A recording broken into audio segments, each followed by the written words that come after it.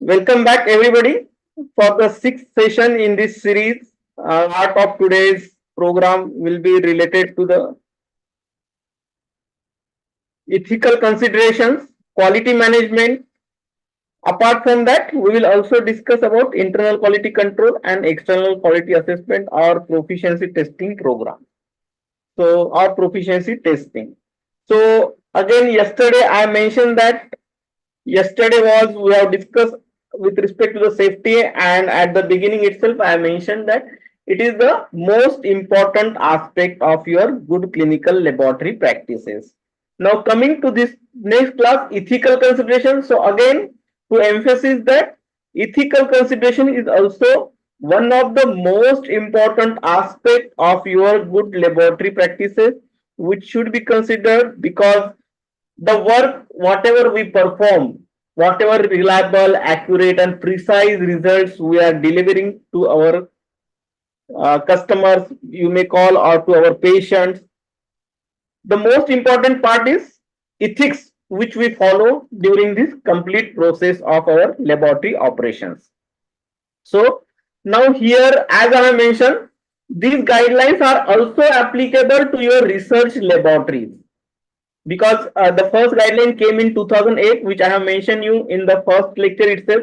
ICMR, the guidelines for GCLP came, first edition was in 2008, and this is the second edition which came in 2021. So in this second edition 2021, they have also emphasized a good clinical laboratory practices in a research laboratories also. So this ethics part is mostly related with your research laboratories, and also it is also related with your medical practices or good clinical practices in your diagnostics laboratories. So with starting with the ethics, personnel working in clinical or research laboratories should be aware of their ethical responsibilities and follow the basic and general ethical principle. So very important aspect, and again a very neglected aspect. We give lot of training to our staff whenever we appoint a new staff or whenever we are recruiting people. We do lot of things. We give them lot of training, how to perform the test, how to handle samples, everything. But what generally is forgotten is the ethical part, because we don't consider it that important, or maybe we are ourselves are not aware what is ethical, what is unethical practices are there in the laboratory. The researcher and the team are responsible for protecting the dignity, rights, safety, and well being of the participants enrolled in the study, which are governed by following principles. So, there are certain principles. As I mentioned, this is applicable to the research laboratories also. So, here we have included it as a part of researcher and the team. So, team can be from the research team or can be from your diagnostic laboratory team. So, what are these basic principles which should be followed in the as a part of ethical consideration in good clinical laboratory practices? First is the principle of voluntariness. So, whereby respect for the right of the subject participant to agree or not to agree in participate in research or to withdraw from the research at any time. So, whenever you are performing any research related test on your patients, so you should give them all freedom, whether they want to participate or they want to complete the study or they just want to leave it in between. It's up to them. Give them all freedom. Similarly, as in one of the class, somebody was asking one question. Whenever we are training our staff, is it a separate consent required to take an additional sample? So it's up to your patient. They may or they may not allow. So please ask them. You cannot just take the samples and additional sample just to train your own staff. So a principle of voluntariness should be followed. Give them freedom whether they want to participate in those training activities also, or they can just deny. Why should they give blood samples to you just for practicing your staff? They came for obtaining the services. They are not going to get any, means it is not up to, it is up to them to follow those practices. So give them freedom. That is principle of voluntariness. The informed consent process ensures that participants' rights are safeguarded. So once you get a consent specifically the informed consent. Now, what is in the informed consent? Informed consent means related to any activities, related to your testing procedure, related to your diagnostic activity, related to the activities which are carried on the patient, or related to the research activities. You should give complete information to your patient, and then you should ask for their consent. So you have given information, that is inform, and then you have asked for the consent, that is informed consent. You should explain all the details, advantage, disadvantages of the studies, of the sample collection methods, and then only you should obtain the consent. So this informed consent will ensure that patient rights will be safeguarded during your research activities or during diagnostic testing. Next principle is the principle of non-exploitation. So whereby research participants are equitably selected so that the benefits and burdens of the research are distributed fairly without arbitrariness or discrimination. So you should not exploit your patients or the participants who are involved in the research activities. If there are any benefits which are drawn from such type of research, then it must be equitably distributed, or everybody should obtain equal benefit from those studies. There should not be any discrimination or any unfair practices during distribution of those benefits of those research programs. Sufficient safeguards to protect vulnerable groups should be ensured. Sufficient safeguards to protect vulnerable groups, very important term. Who are vulnerable? So as a general principles, those who do not have their own ability to judge or to take ability to take decisions. It may be children, it may be non-educated people, it may include females, it may even include males which are not mentally sound. So, or it may include elderly, old age people. So these are all vulnerable groups, or people coming from poor strata or low economic groups. These are basically all the vulnerable groups, and you should safeguard their benefits, and they should not be unnecessarily exploited. The next principle is principle of social responsibility, whereby the research is planned and conducted so as to avoid creation or deepening of social or historic division, or in any way disturb social harmony in community relationships. So you should not carry out any such type of research which may divide the society, which may make their own enemies among themselves. There should not be division of the people on the basis of the results which are obtained from the researches, or there should not be any deepening of social and historic divisions. We are already lot of divisions are there in our society, so we should not perform any such activities which is going to cause more damage or more harm or harmony in the community. Next is the principle of privacy and confidentiality. Very important term too. Two important terms. What is privacy and confidentiality? So whenever if you see both these terminologies, you may think that both are interchangeable and there is same meaning, whether it is privacy or confidentiality. Both may have same meaning, but there is a thin difference between both the terminologies. What is meant by privacy and what is meant by confidentiality? So confidentiality, I will explain that whatever information is present in the laboratory or is available in the laboratory, or you are aware of any information, you should not disclose it to any irrelevant or unrelated personnel. That is confidentiality. You should not disclose any important information to unrelated personnel. That is confidentiality. You are maintaining the confidentiality of the information. That is confidentiality. Then what is privacy? Any external person should not have access to your information in the laboratory. Any external personnel should not have access to information in the laboratory. Any unrelated personnel, any non-relevant personnel to their work, they should not have access to your laboratory information. That is to maintain the privacy of the information. Confidentiality, maintaining confidentiality, you should not disclose, and privacy is outside person should not have access to the information. So these are the two parts. principle of ensuring privacy and confidentiality. So, whereby to maintain privacy of the potential participant, his or her identity records are kept confidential and access is limited only to those who are authorized.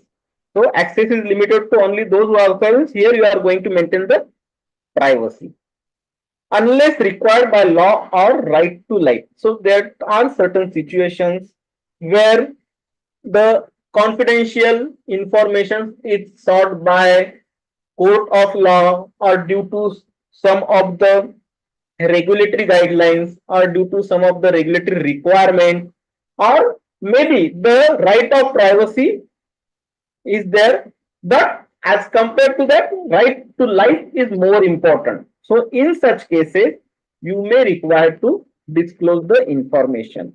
So if there are any legal requirements, if there are any regulatory requirements, you may have to disclose some information. And if there is a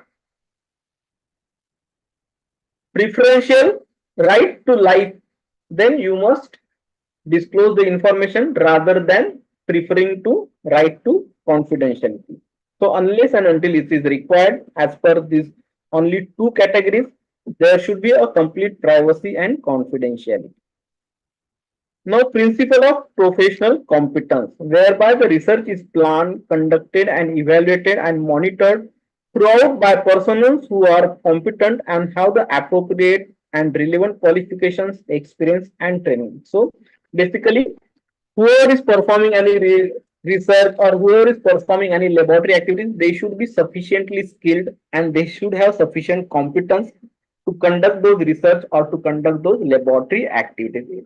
You just cannot put somebody to work in your laboratory or you just cannot put somebody to do some type of research. So there should be appropriate qualification, relevant experience and relevant training should be imparted, and whoever is involved in this type of training, they should be competent. There should be an appropriate professional competence.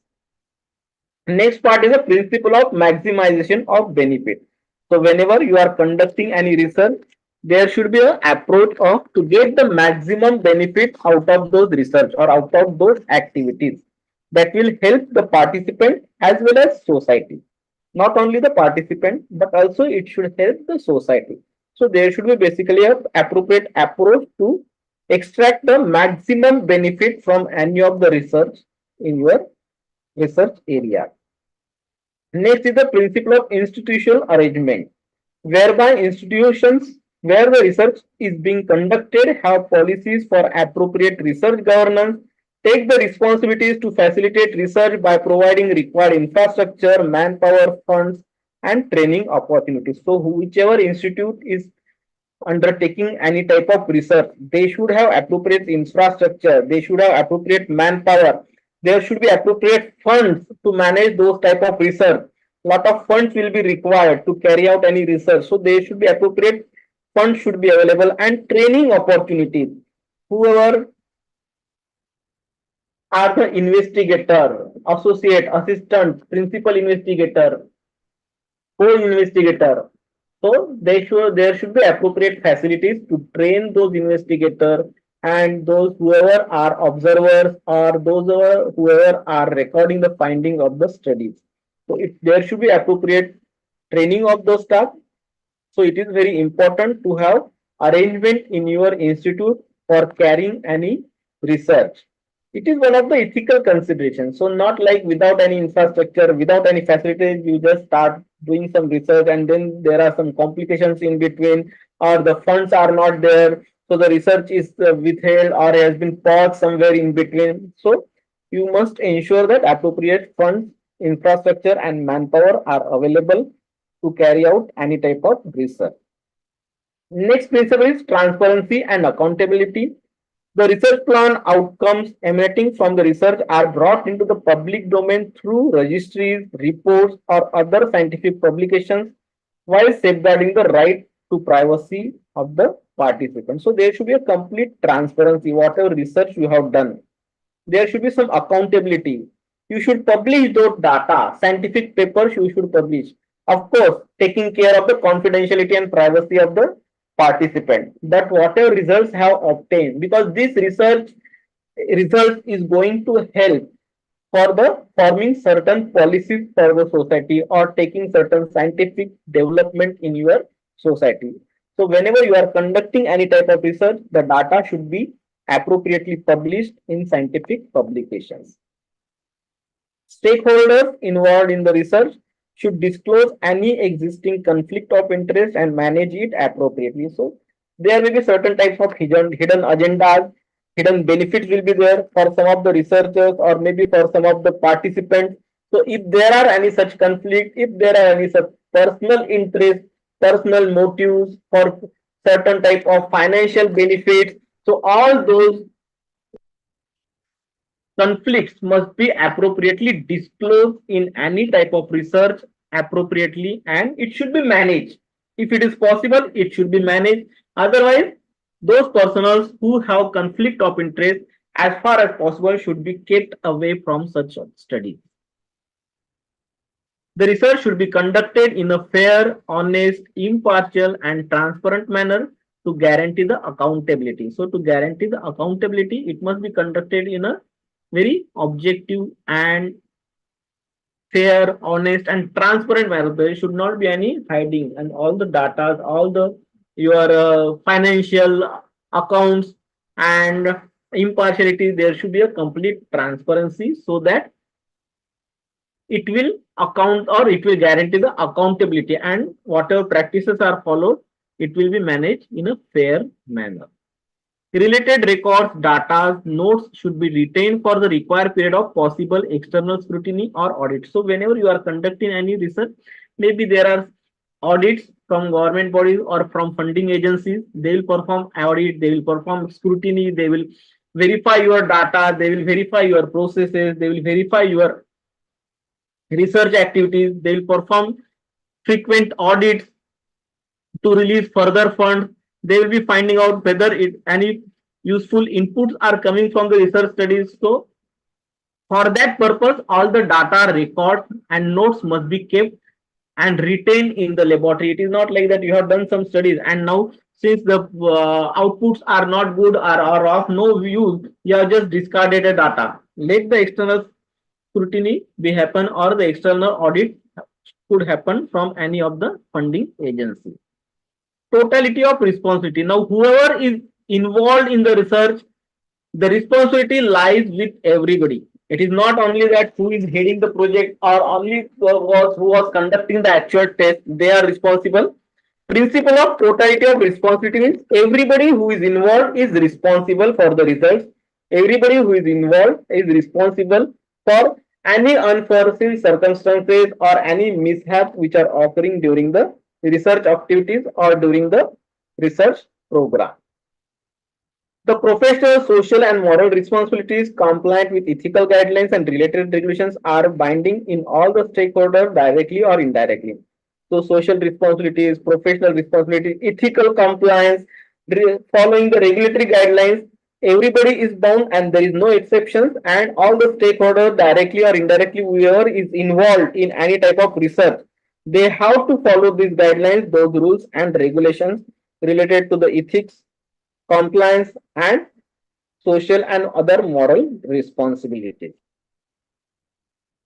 Then the principle of environmental protection, again, this is one of the very important aspects. Yesterday we have seen regarding the safety. So whatever research we are doing, the byproduct or whatever outcomes or whatever waste is generated should not cause any damage to the environment at any type or should not cause any damage to the environment or resources during the research program or during the research activity. So for that purpose, again, if there are any other guidelines, regulations to follow the environmental protection, air water pollution license, biomedical waste discarding licenses, radioactive materials discarding guidelines, any chemical hazardous materials guidelines, all those guidelines and those regulations related to those activities must be followed. Now coming to the next part of this today's lecture is quality management. So here, first of all, we are going to see what is quality. So what is quality? Quality is the ability of a product or service to satisfy stated or implied needs of specific customer achieved by conforming to established requirement and standards. So it should satisfy the customer needs as per the established requirement and standard. So it is not only the customer needs, but those customer needs which are as per the established criteria of standard, established requirement. So quality is determined or is the ability of a product that will satisfy the patient, or that is will be satisfying the customer requirement related to the established criteria. So there should be established criteria, there should be satisfaction of the customer with respect to those established criteria, and there should be satisfaction with respect to the whatever services are provided by you. So that is a quality. So quality is the ability of a product or service to satisfy needs of specific customers achieved by conforming to the established requirements. So it is not like that to satisfy customer means you can use any unethical practices to satisfy them, you can do some malpractices. No, it should be as per the established requirement and established standard. It should be within that framework of the standard requirement and standard guidelines. So whatever maximum benefits or maximum satisfaction can be provided, that ability will be known as quality of your services. So here the watchwords are: say what you do what you say, and prove it. So whatever you are saying, you do it and prove it. So here one more, many a times I add one more phrase: do whatever you write and write whatever you do. So that is a evidences that you are following the appropriate practices. First of all, you say only what you are able to do or you are doing it. And if you are saying it, doing it, prove it that you are doing it as per the requirement. And do whatever you are writing, or write only whatever you have done. Not like that you are writing hundreds of things, but out of that only 10 protocols you are following, other 90 protocols you are not following. Or you may be following some hundreds of protocols, but you have written only 10. So basically do whatever is written, write only things which you are doing, and whenever somebody is asking, tell them only the things which you are doing and prove it that we are doing all those things. So, and these are the evidences. Prove it means you will require some evidences. So you should be able to produce evidences, whatever things you are doing in your laboratory, whatever protocols you are following, whatever the procedures, what are the guidelines you are following. So coming to the quality management, there is a specific quality hierarchy here. At the base, it is a quality control. At middle order, there is a quality assurance, and at the top is the quality management. So it is the quality hierarchy starting from a basic quality control. Second is the quality assurance, and at the top of this quality hierarchy, it is the quality management. So what are these three different things? We will see. First of all, quality control is a part of quality management focused on fulfillment of the quality requirements. So it is a part of the complete quality management system. It's not the complete quality management system. It's just a part which is focused on fulfilling the quality requirement. So fulfilling a quality requirement as per the requirement is a quality control. Now, for example, whenever you are processing test in your laboratory, you should run the quality control material or internal quality control. So this is a basically a example of quality control. We are focusing only on a part of our quality management requirement. We are not focusing on all the aspects. Here we are just finding out, or we have to make that your results are reliable. You are running the internal quality control. So this is a one part of your quality management which is focused on a specific activity or a specific requirement. Quality control is more the inspection aspect of quality management. So it is basically the inspection aspect, observation, review, the evaluation of the quality management. Alternative definition is the operational techniques and activities used to fulfill the requirement of the quality. So basically these are certain techniques, as I have mentioned. Performing quality controls, internal quality control is one of the technique or one of the activity to fulfill the requirement for quality. Next part, coming to the quality assurance. Quality assurance again can be defined as a part of quality management focused on providing confidence that quality requirement will be fulfilled. So again, it is again not a total quality management. It is also not considering the quality management as a full. It is also focusing on one part, but here it is a more broader term. Instead of inspections, we are also providing confidence on the quality requirement which should be fulfilled. So it is not only the quality requirement which are fulfilled, but we are also providing a confidence whatever requirements are there, they are absolutely fulfilled. So again, it is a slightly broader term from your quality control, but again, it is a one of the part of your quality management. The confidence is provided by quality assurance is twofold, internally to the management and externally to the customers, government agencies, regulators, certifiers, and third parties. So quality for assurance should include both the aspects internally to provide confidence to the management and externally to provide confidence to the customer, government agencies, regulators, certifications, accreditation bodies. So they should also have a appropriate confidence on the requirements which are fulfilled by the laboratory. So that is a quality assurance. Now moving one step again, an alternative definition is at all the planned and systematic activities implemented within the quality system that can be demonstrated to provide confidence that the product or service will fulfill the requirement of quality. So now in the quality control, I have given you one example that running internal quality control on daily basis to ensure that reliable reports, results are generated is a part of quality control. Now, what is quality assurance? How will you assure that the quality control is run appropriately? So, for that, you should have appropriate quality control material. You should train your staff to run this quality control material. You should train them to analyze this quality control data. So, that will be a plan and systematic activities, not just running the quality control, but you have planned, you have systematic activities are planned, you have selected appropriate quality control material, you are providing training to your staff for analyzing the data and for reporting any type of outliers.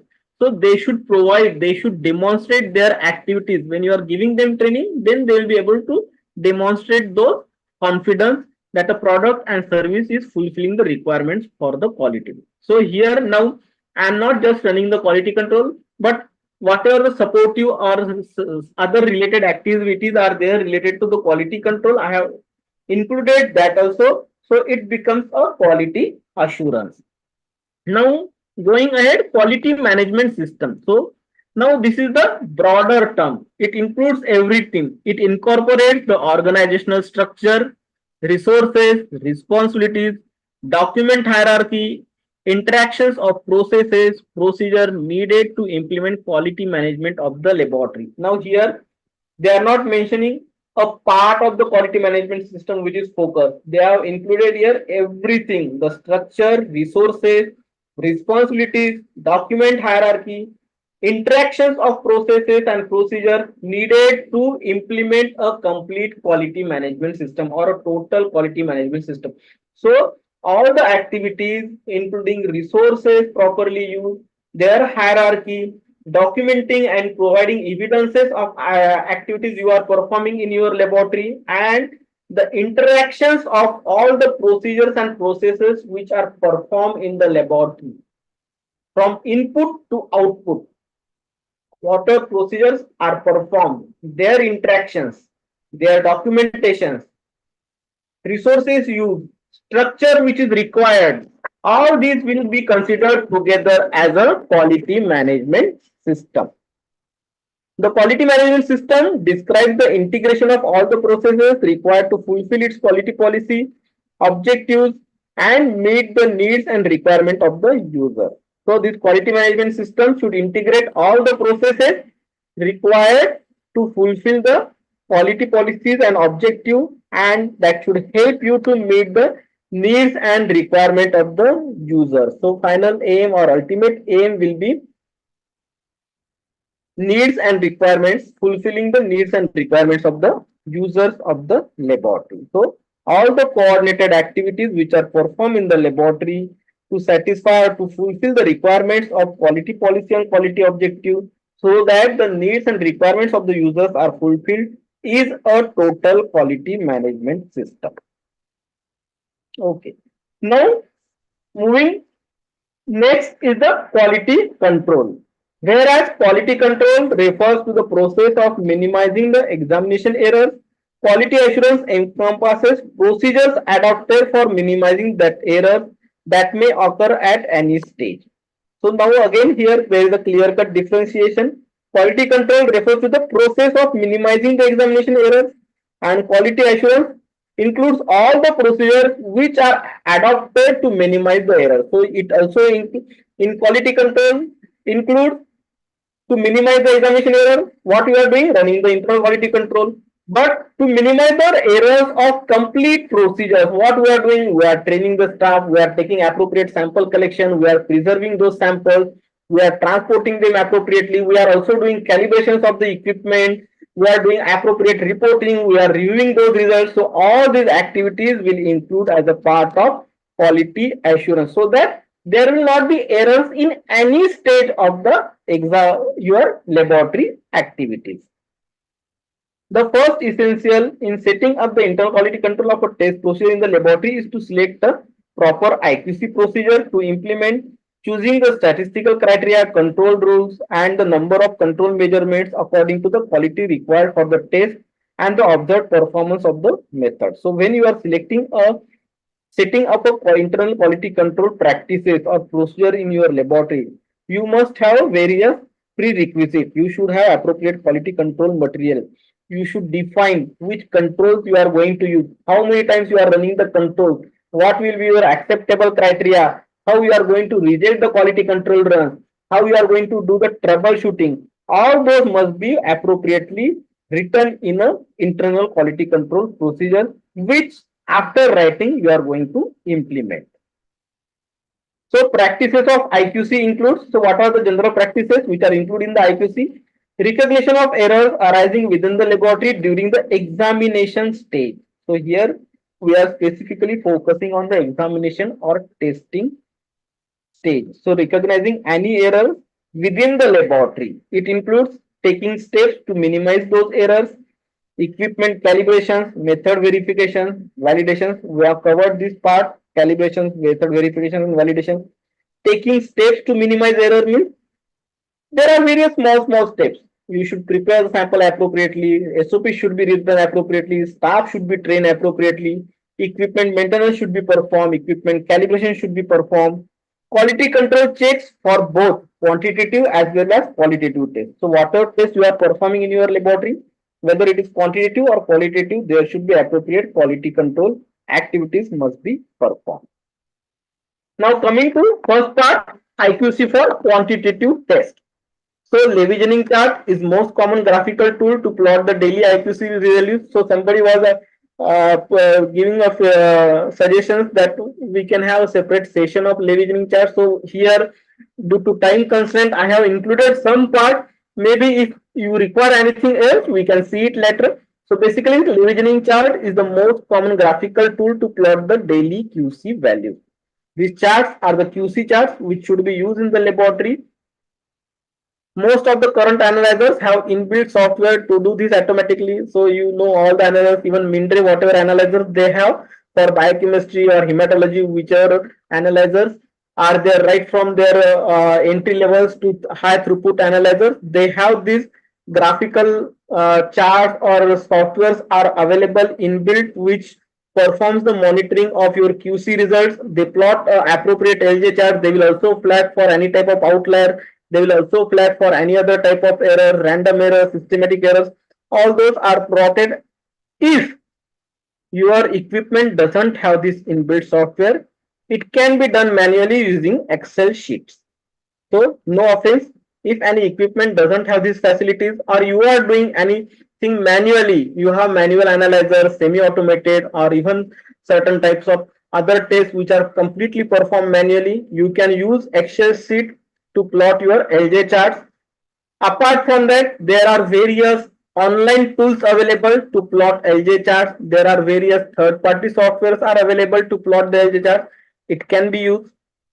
Laboratories can also opt for commercially available IQC tools LIS modules, middleware modules. So as I mentioned, there are various commercially available softwares, IQC tools are available, LIS modules are available, middleware are available. It can be used. Please may focus on this word, what it mentioned, can also opt. It is not mandatory. So if somebody is insisting you to buy some costly third party software, it is not at all required. You can do even if on your printed graph paper which we have used in our school days or in our college days, that is also acceptable. No need to require any costly softwares or any LIS or any middlewares for this purpose. From these charts, trends and shifts in the IQC of a test run can be easily identified. Now, what is the use of LJ chart? You will be able to track the QC results. You will be able to find out the outliers. You will be able to also find out the trends. Any shifts are there, any drifts are there in your IQC results. Shifts and drifts we have seen on the first day. Shift means sudden change in your IQC mean, and drift means there is a gradual change in your IQC values on any one side. So all these trends can be found out with the help of these LJ charts. Calculate and obtain lab mean SD CV percentage from the IQC data periodically or monthly. So again, this question somebody has raised 2-3 days back, whether hematology analyzers requires calculating the lab mean. So as I have mentioned, it is not required for hematology because your lot changes every month or maybe every 15 days. But as far as biochemistry is concerned, your lot will stay or remain constant even for 6 months and even for 9 months, and 1 year also it remains same. So you need to calculate the lab mean. You have to use lab mean and SD. You should calculate the CV percentage from the data periodically. How periodically? Monthly, 2 monthly, 3 monthly, quarterly, 6 monthly, as per the guidelines which are available. Only valid data should be considered for establishing mean and SD. So whenever you are running the samples or QC materials, many a times you will get outliers or quite abnormal values. So those data should not be used while calculating your mean and SD. Only valid data which is within the manufacturer's recommendation. So whenever you are buying a QC material, first of all, you have to use the manufacturer recommendations, whichever ranges have been provided by your manufacturer, and in those intervals which are provided by the manufacturer, the ranges provided by the manufacturer, if there are any outliers, you should not use those data for calculating your mean and mean and SD. Again, irrespective of the size of the lab, all labs shall analyze 2 levels of IQC once daily. So again, I think 2 days back we have questioned how many QC levels should be run by a laboratory of micro size, mini size, or small size. So now here we have clear-cut guidelines. Irrespective of the size, all labs should analyze 2 levels of IQC once daily. So okay, there is no doubt, there is no confusion here. If the lab is 24/7, lab shall run 2 levels of QC once in the peak hour. So 2 levels you have to run in the peak hour. Apart from that, 1 level every 8 hours. So total 3 times in a day you have to run the QCs for a 24/7 functioning lab. Out of that, 2 levels must be run in the peak hour. Peak hour means mostly your morning hours will be peak hours. Some laboratories which are referral laboratories or which receives bulk of their samples in the night duties, they should run 2 levels in their peak hours. Afterward, you should run every 8 hours, at least 1 level should be run. So a clear-cut protocol for running IQC. Now no more confusion. Once it has come from ICMR, there are no other doubts.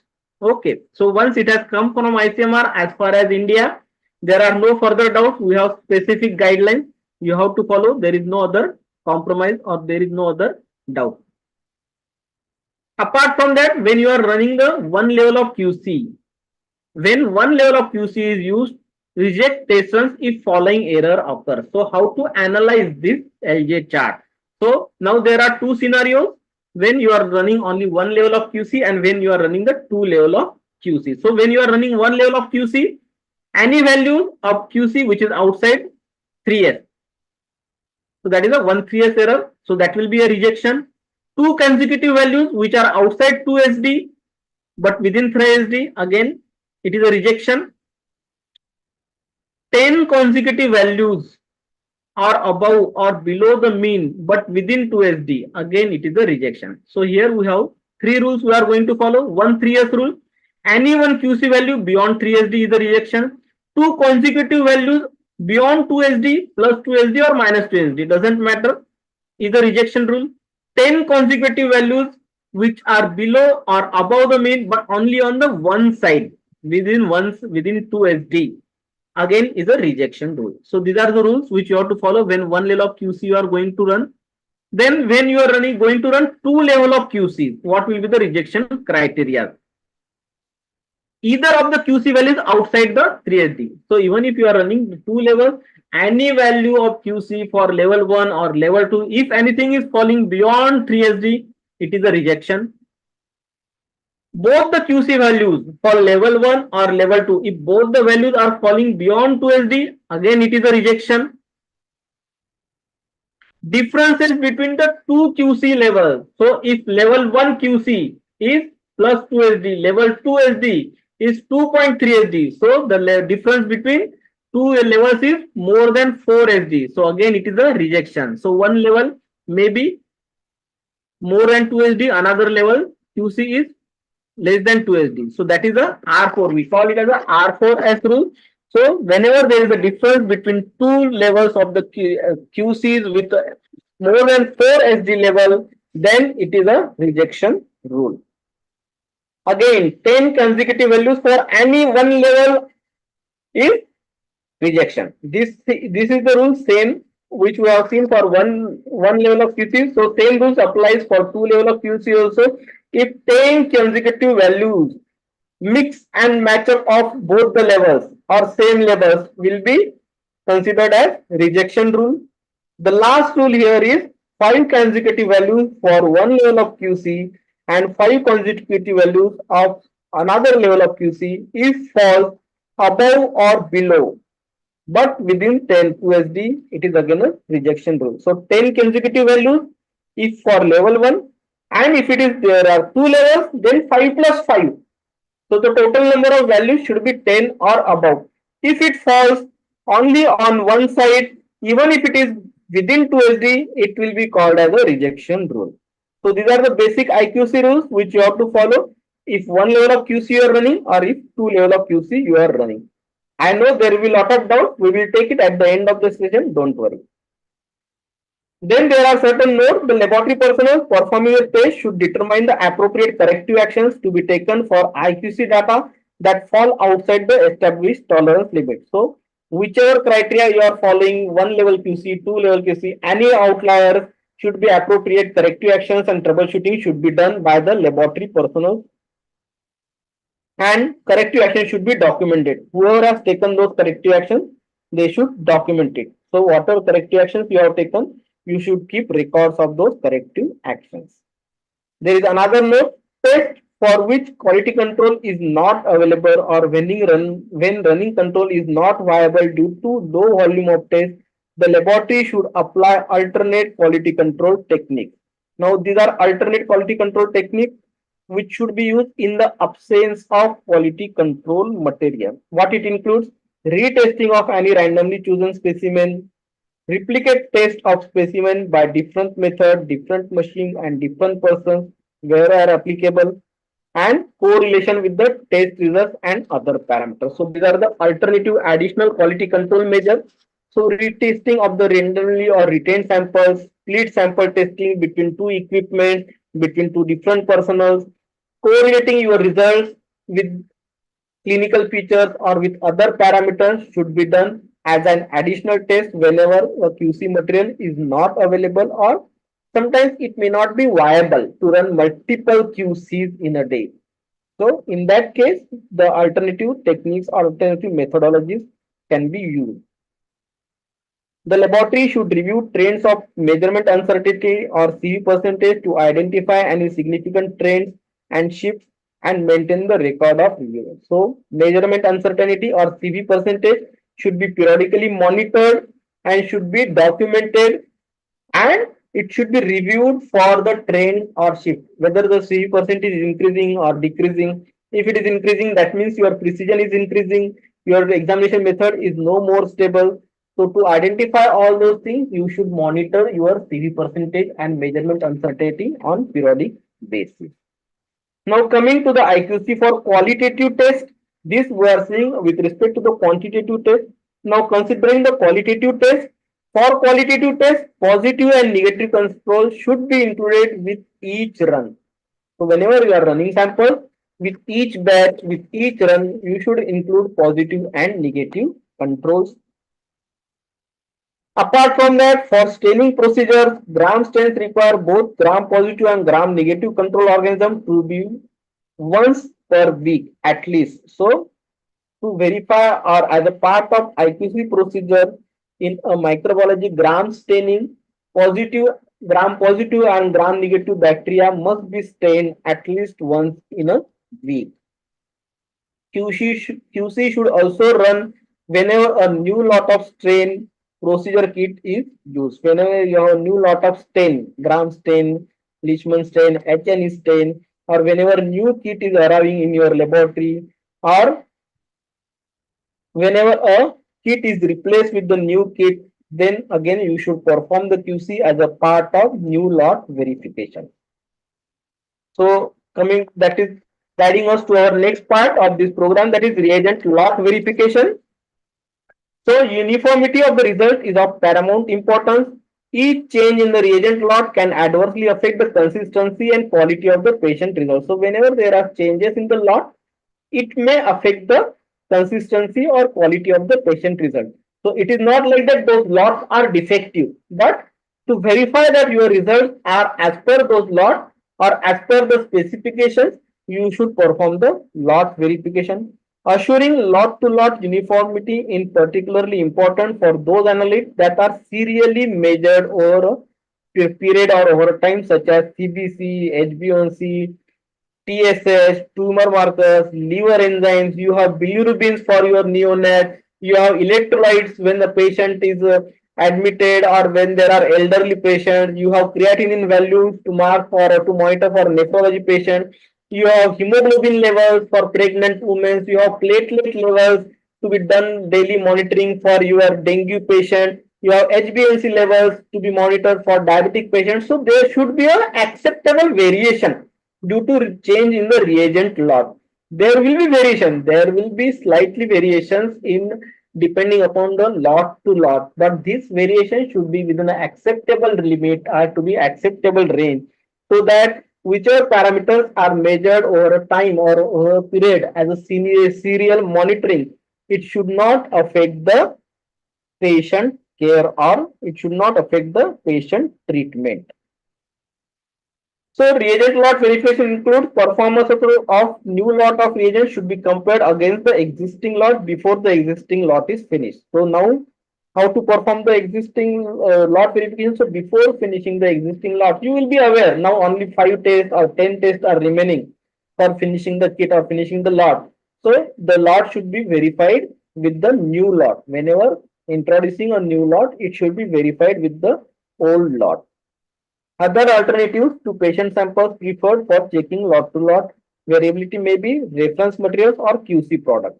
So the first choice should be patient sample. You should check the patient sample with the previous lot and with the new lot as a part of reagent lot verification. If it is not possible to take or if it is not, patient samples are not available, then the other options are using a reference material or QC product. So if you have certified reference materials in your laboratory, you can use them to verify the lot, or you can also use QC materials for specific methods and manufacturers for reagents and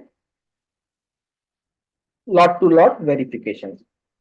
Proficiency testing material with the peer group established means. So you can also use proficiency testing material or equa materials also with the peer group established means. So as far as possible, this should be avoided because the proficiency testing materials may not be stable for all the analytes. So, but in case if you do not have any alternatives and if the reference materials or if the proficiency testing materials are appropriately stored in ideal conditions, then it can be used as a lot to lot variations, lot to lot verifications whenever there is a peer group data is available. Now coming to the last part of today's lecture is EQA, that is external quality assessment, is also called as a proficiency testing. So EQA and PTE is the evaluation of participant performance against the pre-established criteria by means of inter-laboratory comparison. So external quality assurance or proficiency testing is the evaluation of the participant performance against the pre-established criteria.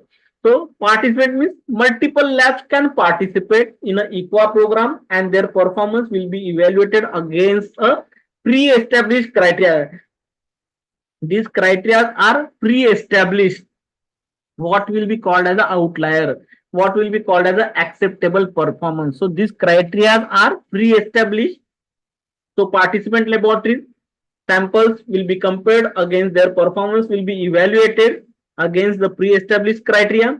Participation in the EQA and PT program is the best measure for accuracy for clinical laboratory. So you will be able to find out how reliable your results are, how accurate your results are as compared to your peer group. So whenever you might have seen some patient comes to your laboratory and they ask the report issued by your laboratory is wrong or is not correct because some other laboratory has given some other result or some other report. So if you are participating in an appropriate EQA program or PT program, then you will have some explanations or justifications that you are comparing your accuracy of your examination results with the other laboratories with appropriate EQA agencies, and hence your reports are accurate and reliable as compared to any other laboratories which are not participating in such type of program. Hence, clinical laboratories should enroll for all the tests in this program as far as feasible. So whatever tests you are performing in the laboratories, you should enroll for all those tests in EQA program as far as feasible. Again, a flexibility has been given as far as feasible. Feasible means like certain tests or certain EQA programs are quite costly and you may not have so many samples, or it may not be procured that EQA itself because it is not available in your geographical location. No supplier is available. Then you may not be able to enroll in those programs. You may not be able to obtain those services. So those cases can be exceptions. What are the benefits of EQA and PT participation? It assesses the overall performance of the laboratory for each test. It serves as an early warning signal system for the problem. So if you see the EQA result, many times by seeing the EQA results and comparing your results with other laboratories, you can get some warning signals or warnings that there can be future problem or in next EQA there will be a problem in EQA results. So it acts as a early warning signals or early warnings systems for the future problems in your laboratory examinations method. It identifies systematic problems. So random errors, anyways, it is not able to catch such type of random errors because they keep on occurring randomly. But if there are any systematic problems related to the reagent, related to the equipment, related to the calibrations, related to the operator, those can be identified, and depending upon that, you can take further preventive actions. You can do appropriate trainings of your staff. You can perform appropriate calibrations of the equipment. You can perform the maintenance of the equipment, and you can also change the reagent if there is a unstable reagent on your examination system. It provides objective evidence of laboratory quality. Objective evidence means now you have a certificate from EQA agency. Now you have a appropriate EQA score, satisfactory score from a certified EQA agencies, and that will give you a confidence. It gives you objective evidence. Yes, your results are accurate. It identifies training needs, as I have mentioned. It will also help you to train your staff on certain aspects whenever there are EQA outliers. EQA and PT schemes usually have the following salient steps. So what are the steps which are involved in EQA program? First is the laboratory must enroll in this type of EQA schemes or PT proficiency testing program. Then they will send some samples or testing items to your laboratory at defined interval. Now this frequency may vary. Like for certain type of urine analysis, the EQA samples by some agencies are sent every 15 days. For some biochemistry, hematology parameters, those EQA samples are sent every month. Some EQA agencies will provide you once in a 6 months. Like if you have seen EQA related to the histopathology or cytopathology, the EQA samples are sent once in a 6 months. If you have seen microbiology areas, there the organisms microbiological samples will be sent once in a 3 months.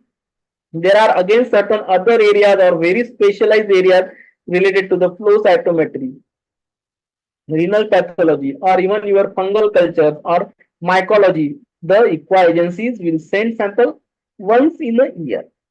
So it is the EQA agencies will provide you samples at defined intervals.